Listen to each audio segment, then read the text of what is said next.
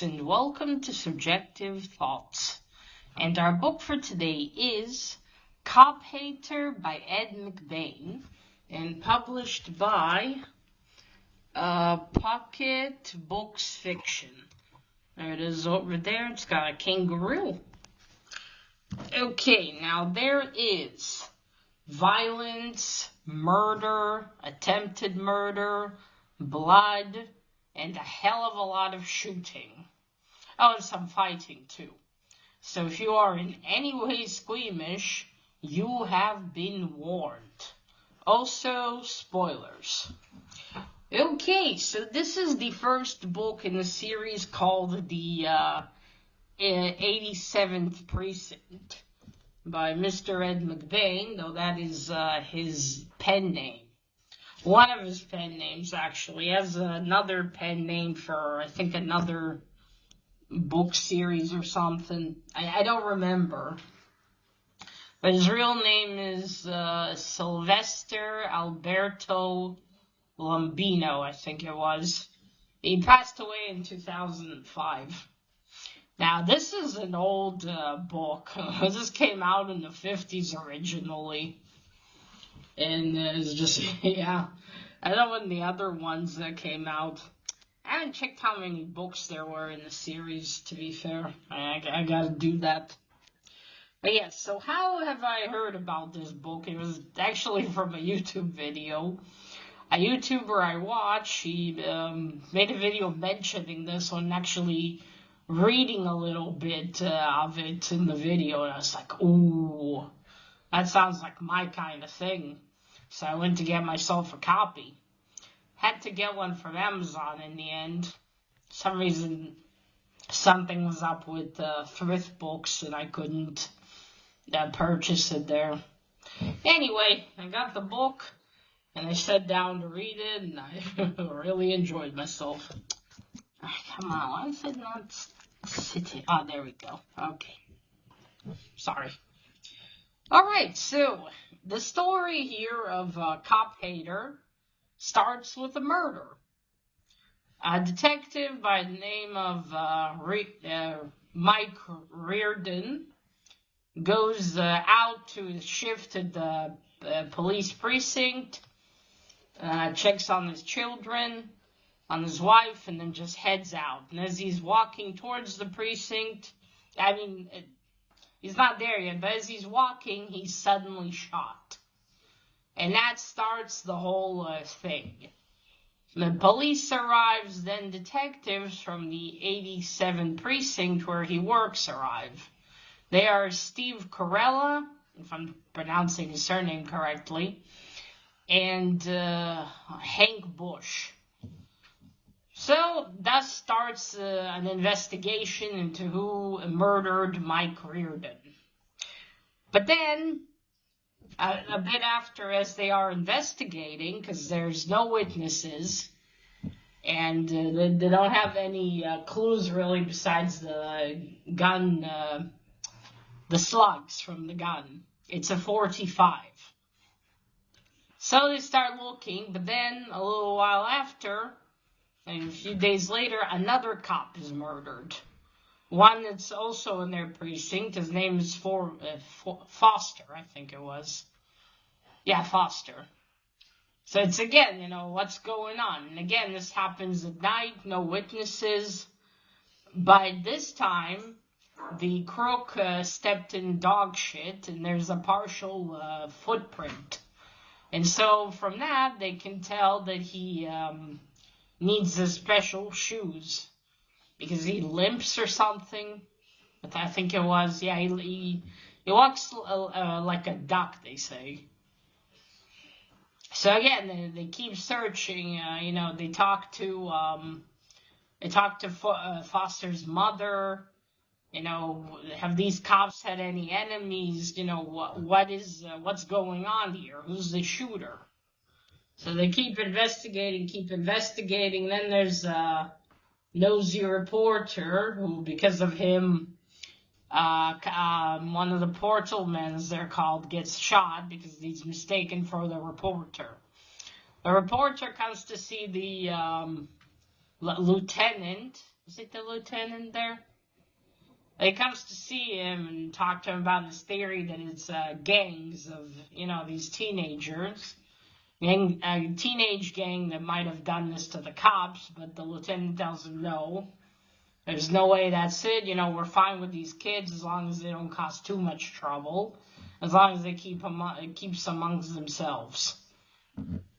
So, of course, the city goes and decides to investigate, and then the kid that he talks to goes to tell other members of the gang that, he's, club, as they say.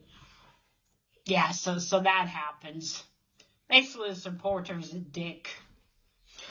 So they keep searching. As the story's going on, there's also this heat wave that's just terrible. It's too bloody hot, and they all have to still go to work and investigate the murders. And then another cop is shot. A detective, sorry. They're called bulls here. I wonder where that came from. The slang, back then. And this time, the bull that's killed is Hank Bush.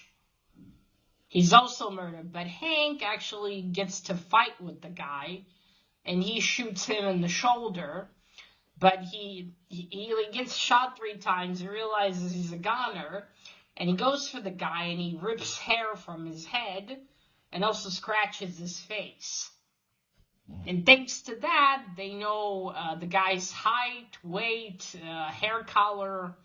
But the problem is they still don't know who he is. And even though they search, there's nowhere in the database. Now, Steve Carella is the guy we stay with most of the book. And he goes to see Hank Bush's wife. Now, as they're investigating before Hank Bush is killed, there's a scene with his wife that looked a bit, sinister in a way, and I wondered why. Well, and later on it's revealed that was a clue.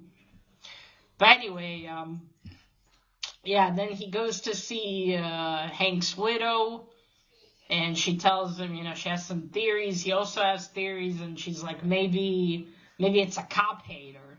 It's a man that hates cops, or detectives. But the thing is, none of them were dressed in, any way. They're not portal men or regular policemen. They're not dressed in uniform, so how the hell did he know that they were detectives? And Carella says, if he was sitting outside the precinct looking at us, we would have known. Someone would have noticed him just sitting there. And she said, well, maybe he was in the park with binoculars, which, okay, could be. But still, you think someone would find it weird. You got someone standing in the park with binoculars. That would look suspicious, So, it continues. He leaves. Now, Carella has a girlfriend. Her name is Teddy, or Theodora. She's mute. No, not mute, sorry. She's deaf. Yeah, she's deaf. I think I keep thinking mute as well because she doesn't talk, but she's deaf. And he, while this is going on, he goes to visit her, and she's worried. She's worried about him, obviously. Well, then as they're investigating, this reporter, his name's Savage, the dickhead. He invites Carella, to a bar, at least talk to me, I want to hear something. Carella's like, okay, so he tells him that he has a theory, but he's working on it. And then he quite stupidly tells him the name of his girlfriend and where she lives. He really fucking shouldn't have. At the very least, he shouldn't have told. He calls her Teddy. He should have just stopped there and not said anything else, honestly. With reporters, I would be very weary. So anyway, the next day, like I said, this reporter's an asshole, and he published what they talked about, but he basically changed the Carella's words. Like, he made it sound like he was, like he knew who the killer was. The article he wrote made it sound like he knew who the killer is, and his higher-ups weren't listening to him, and His girlfriend says that he can do no wrong. It does actually tell that to Savage, but, you know, he makes it seem like Corella knows, and the lieutenant invites him in and yells at him, or, was it I think it was lieutenant. And I'm confused with no, that would be a lieutenant. Anyway, the lieutenant calls him to his office, yells at him about it, and then Corella's like, I didn't say that. And he wants to call, and sue the son of a bitch for libel. But then he's like, leave it, and then he thinks, oh shit, he mentioned Teddy. Corella thinks he's got to go check on her. And the lieutenant tells him, well, you wait a bit until 6:30. Another bull's going to come back from lunch, and then you can go. Now, before this, they actually went because a doctor called to say that a man with a bullet wound came to see him.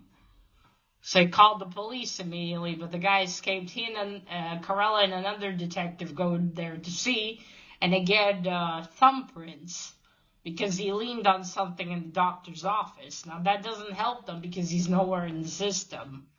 And they're kind of fucked. Like, they have all this information about the killer, but they don't have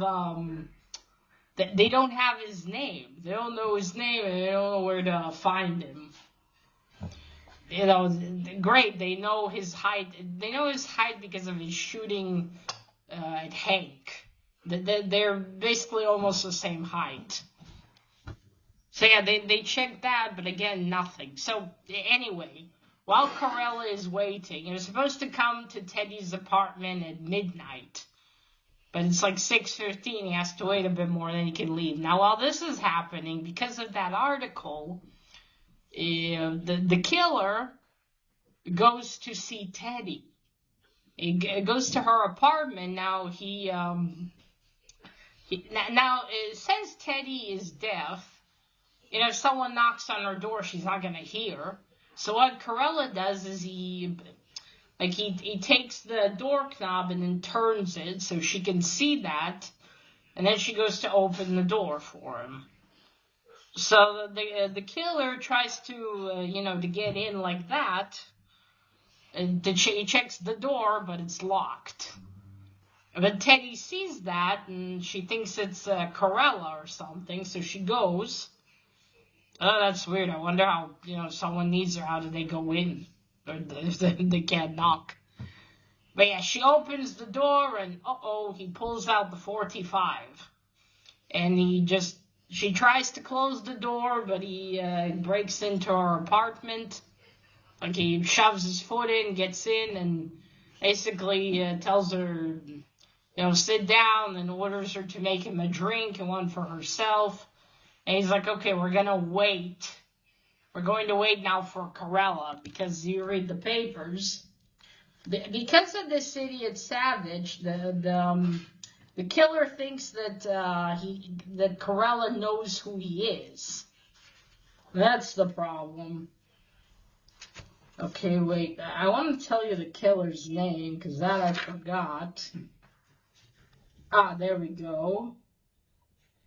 Fuck, what was it? Come on. Just the names of everyone else has been mentioned so many times, so I remember. But, wait, I know where to find it. Wait, I know where to find it. There we go, Mercer. There, his surname's Mercer. Okay, yeah. So Mercer is there. Okay, they're sitting and drinking because he thinks there's going to be hours until Corella arrives. And he also laughs at Teddy for being deaf. So, there's glee like, oh, you're not going to be able to get any help. Because you won't be able to scream. But what Teddy does do is she watches the door. As she sits across from Mercer, she watches the door, and she's looking to see the door knob. So as he's talking to her, she sees that the door is moving, so she gets up. He gets up as well, and she throws her drink at him. And he yells, "Why did you do that, you bitch?" Then outside, Corella hears that. He goes into the door, and he hears that, and he knows that he knows that the killer is there. That's why he left anyway. He didn't wait for the other detective to arrive. So did he open it? And he breaks open the door. Then he ducks and shoots at the killer's thigh. And I think the killer was sitting on a chair or something. He shoots at the killer's thigh. He already went lower. The killer, Mercer, tried to shoot him, but he knew in advance to get low. So he shoots him, and then he approaches him and tells him, "Stand up, you son of a bitch." And why did you do this? He also asks Teddy if she's okay. And stand up. And the guy said, "I can't. You shot my thigh." But he's like, "Get up. Who was behind this? You're going for murder." And then Mercer's like, wait. It wasn't my idea. I was supposed to. When Mercer barged in on Teddy, he told her that he's leaving soon. They're going away. I was like, who's they? Anyway, he asked him, and he said, "Wait, it was not my idea. It was her idea." And he's like, "Who's?" "Alice. Alice Bush." So, he's arrested. Then they go pick up Alice Bush, and he's with her in the precinct. She asks for a cigarette. He doesn't light it for her, but gives her one.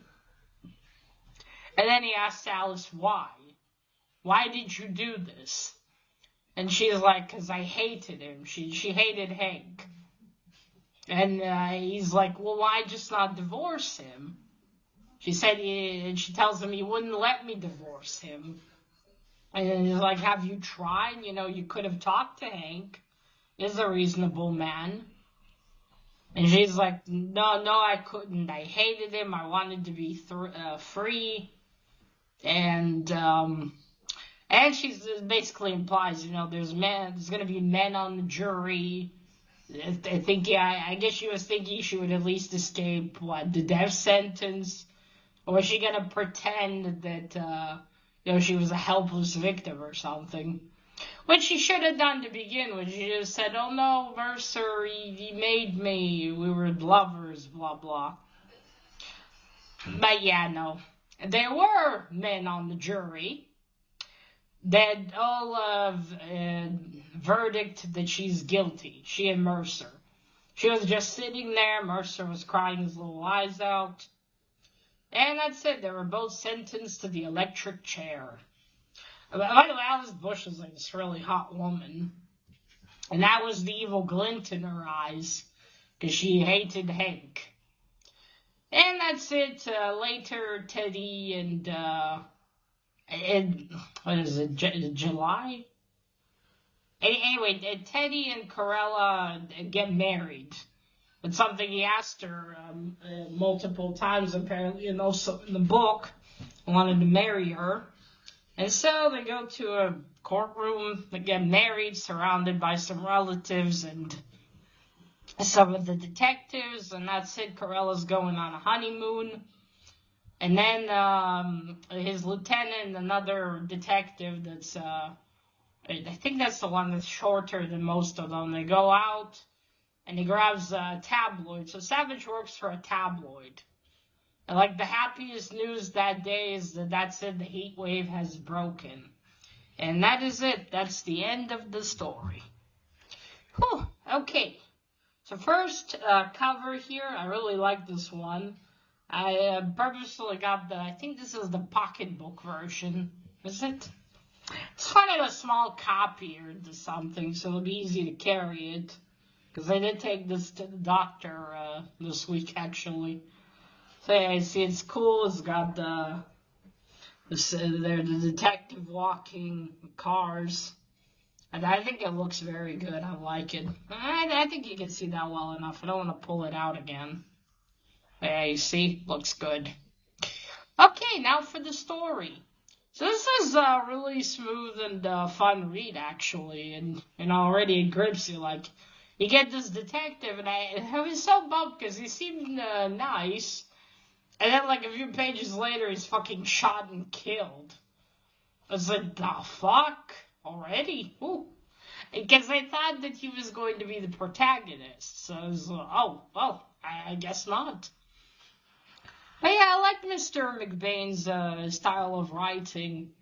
It was, it's easy to read through, and it was fun. And even though some of the terms I may have not gotten, because this is, again, from the 50s, I still understood most of it.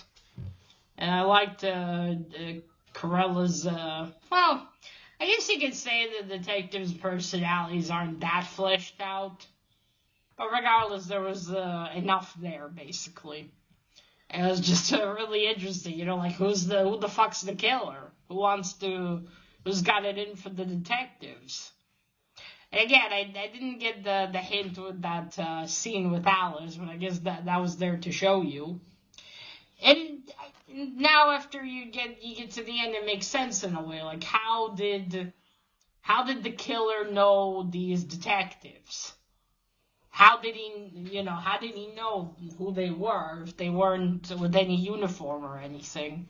And that explains it. Alice Bush told him, because Hank probably told her things about the precinct. And again, those two were only killed in order to mask Hank's murder. But it is in a way mind-boggling because, well, okay, I mean, I get why Alice didn't directly have him killed first, because there would have been suspicion that maybe she organized it. And that would have been a problem for her. But just how insane is killing just because you hated your husband and thought you couldn't get a divorce? Like, two fine men were murdered for what? Because she couldn't, I don't know, just go and get a divorce or fucking just run away. What, she couldn't do that? And she said, oh, Hank kept me in that apartment all day.